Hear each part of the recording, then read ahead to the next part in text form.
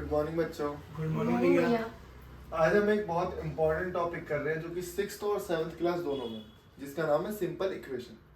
अभी simple equation में पढ़ना क्या है, जैसे मैंने यहाँ पे एक इक्वेशन लिखी, इस इक्वेशन को बाद में सॉल्व करेंगे। मैं छोटी इक्वेशन बता दूं, 2x is equal to 0, 2x is equal to 0। तो आप दिमाग लगाओ, बहुत कम दिमाग लगाना है कि x की क्या वैल्यू हो सकती है जो आंसर 0 हो जाए। x की जगह मैं क्या वैल्यू रख दूं जो आंसर इन दोनों को मल्टीप्लाई करके 0 आ जाए। अगर ये दो वैल्यू इकट्ठी लिखी हुई है और बीच में कोई साइन नहीं है तो हमेशा याद रखोगे वो मल्टीप्लाई आएंगे, वो दोनों वैल्यू किस में मल्टीप्लाई आएंगे। तो आप खुद दिमाग लगाओ कि 2 को मैं किससे मल्टीप्लाई कर दूं जो 0 आ जाए। आप किसी भी नंबर को अगर आपको 0 लाना है तो आप 0 से ही मल्टीप्लाई करोगे। तो यहाँ पे दिमाग लगाया कि x की वैल्यू 0 के अलावा कुछ हो ही नहीं सकती, x की वैल्यू हमारी 0 के अलावा कुछ हो ही नहीं सकती। ठीक है, तो बस ये याद रखना कि दोनों मल्टीप्लाई होंगे। ओके, अगर दोनों एक साथ लिखे हैं। उसके बाद अगर मैंने लिखा 2 plus x is equal to 0, ठीक है, तो मैं x की जगह क्या वैल्यू रखूं जो 0 आ जाए। x की जगह रखूंगा मैं -2, क्योंकि अगर x की जगह रखूंगा -2 तो -2 + 2 0 हो गया। अब ये वैल्यू निकाली कैसे, मैंने दिमाग लगाना थोड़ा सा। हमें जब भी सिंपल इक्वेशंस को सॉल्व करना होगा तो जो भी हमारे वेरिएबल्स होंगे, इन्हें क्या बोलते हैं भाई, वेरिएबल्स। इन्हें क्या बोला जाता है, वेरिएबल्स। तो वेरिएबल्स को अकेला करना है, x y z जो भी दिखे उसको कर दो अकेला। अकेला कैसे करोगे, ये आपको दिख रही है कोई डिजिट, इस डिजिट को आप इज इक्वल टू के उधर भेज दो। तो जब भी आप इज इक्वल टू के उधर भेजोगे तो उसका हो जाएगा साइन चेंज। स्टेप 2 क्या भाई, जब भी आप कोई भी वैल्यू को इज इक्वल टू से उधर भेजोगे तो साइन क्या हो जाएगा, चेंज हो जाएगा। यहाँ पे तो कोई दिक्कत नहीं, आ गया ना समझ में, ठीक है।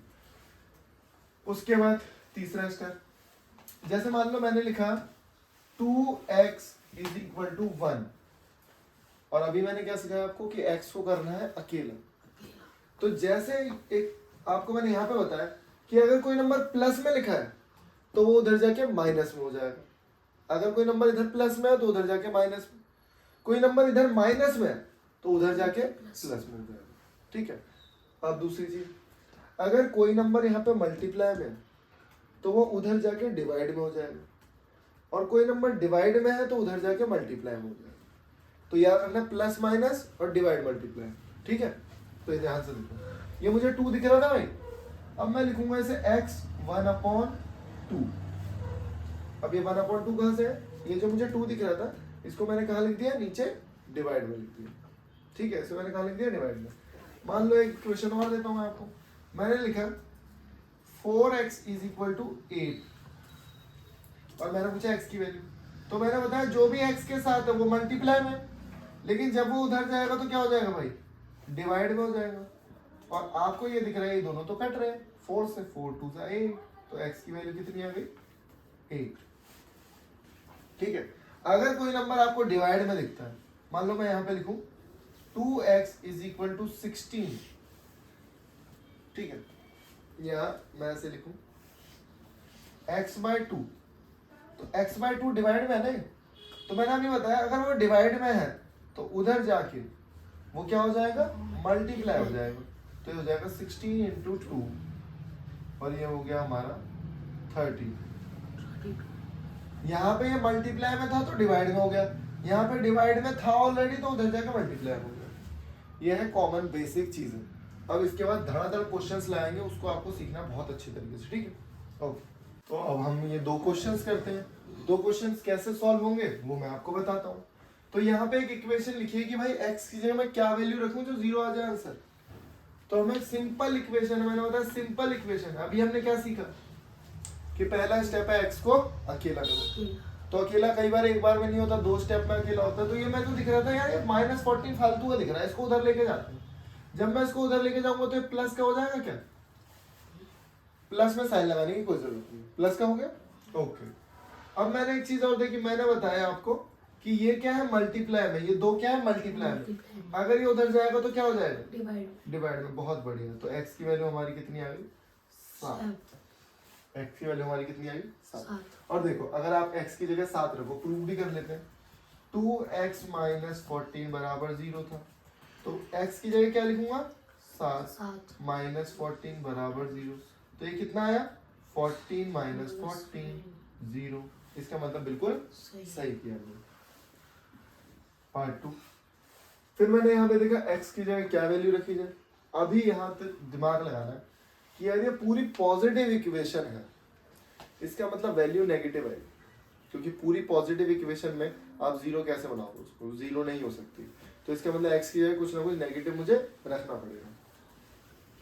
तो 3x इज इक्वल टू, जब मैं 21 को उधर भेजूंगा तो मैंने अभी बताया जब भी आप उस साइड ले जाओगे जो भी साइन होगा उसका चेंज करना है। अभी प्लस था 21, तो उधर जाके क्या होगा? माइनस 21 होगा।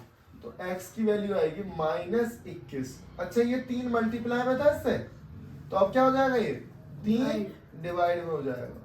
तो ये से इसको डिवाइड करोगे तो ये आंसर आएगा -7। लगाया दिमाग थोड़ा सा?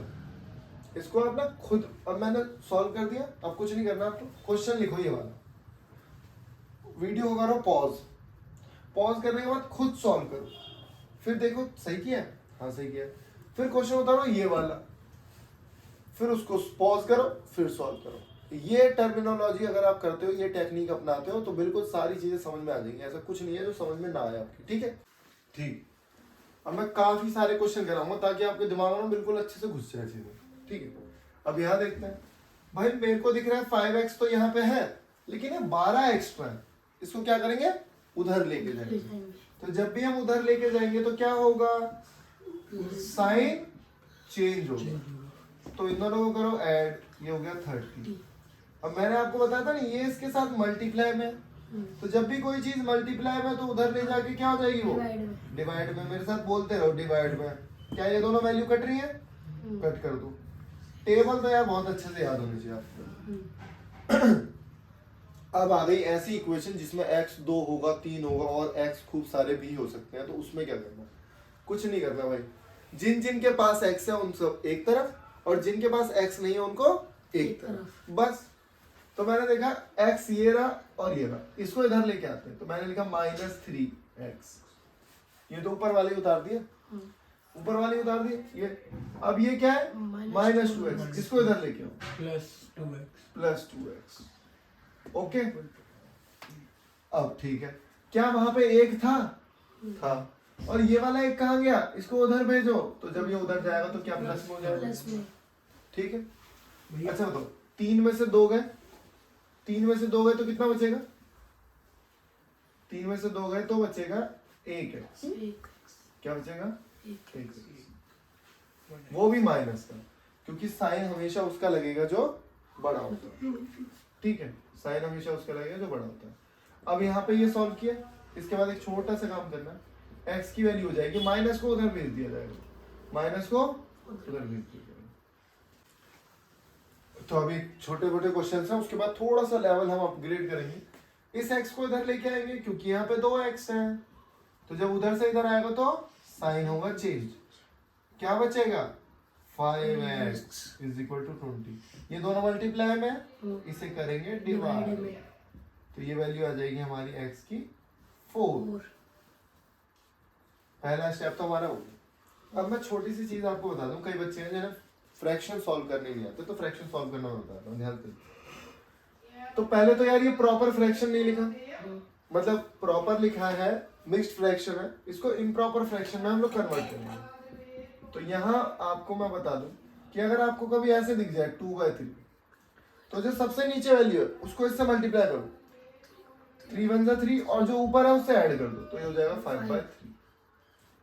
अब मैंने लिखा मान लो 7 2/4, तो आपको क्या करना है? इसको इससे मल्टीप्लाई करो, 28 और 30/4। ठीक है? वैसे तो यहाँ से भी कट सकते थे, और देखो अगर ये कट करूंगा तो 15/2 आएगा, 15/2। और यहाँ से भी अगर मैं चाहूँ 15/2 निकालना, तो देखो ध्यान से भाई ये भी तो कट रहे, 1/2, और 2 7 जा 14 और 1 15, और नीचे by 2। ठीक है, इसको उतारो बहुत अच्छे से। उसके बाद ये देखो ध्यान से, अभी तो मैंने ये सिखा दिया आपको क्या है ये, यही वैल्यू तो है, तो ये 5/3 मैं यहाँ लिखूंगा 5/3। अब ये 5/3 के जो 1/3 लिखा है ना यहाँ पे, ये उस साइड जाएगा। जब ये उस साइड जाएगा तो एक बार मैं इसे मिटा देता हूँ।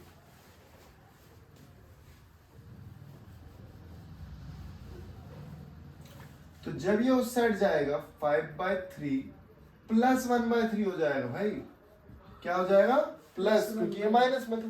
अब दूसरी चीज ध्यान दो, अगर ये आपको नीचे वाले सेम दिख जाए तो आपकी किस्मत अच्छी है। तो नीचे वाले सेम है तो उसको लिख दो एक बार, और ऊपर वाले अगर प्लस हो रहे हैं तो प्लस करो, माइनस हो रहे हैं तो माइनस करो। 6 क्या हो रहे हैं प्लस, बहुत बढ़िया 6। क्या ये दोनों वैल्यू डिवाइड हो रही है? बिल्कुल हो रही है, कट कर दो, आंसर आएगा 2। ठीक है, हो गया क्वेश्चन। देखो कई बच्चों को क्या है, एलसीएम लेने नहीं आते, तो एलसीएम लेने में अगर आपको बहुत ज्यादा दिक्कत हो रही है तो मैं थोड़ा सा एक टफ तरीका तो है वो, लेकिन आप जल्दी कर लोगे उसे, मतलब ज्यादा दिमाग नहीं लगाना पड़ेगा क्योंकि एलसीएम वगैरह नहीं लेना पड़ता।